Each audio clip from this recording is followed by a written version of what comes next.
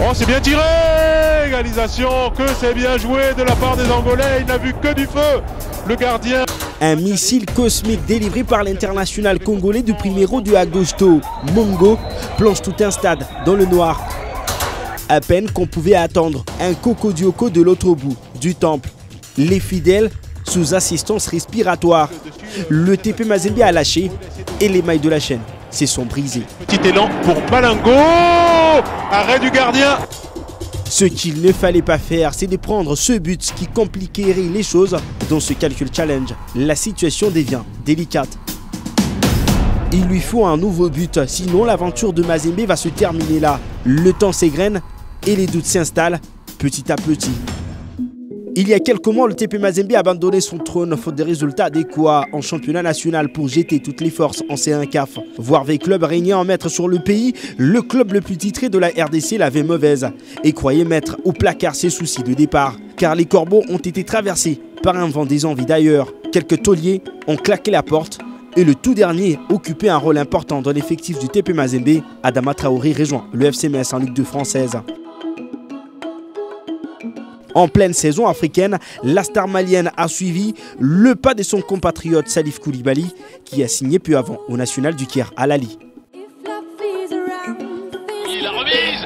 Oh, superbe geste de la part d'Adjei. Cette hécatombe des départs est-elle à la base de cette statistique dont tout le monde parle aujourd'hui?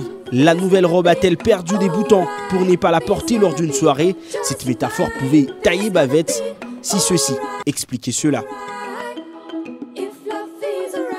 10 ans depuis que le TP Mazembe a tapé du neuf, c'est la toute première fois que les Corbeaux passent une année blanche comme neige sans le moindre trophée. Une saison cliché et 2018 n'est-il pas en train d'enterrer tout ce que l'on connaissait de l'actuel TP Mazembe? Et ce qu'il en reste, c'est uniquement le nom.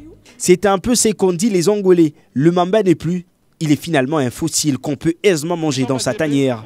Quelle importance accorde-t-on aux absents?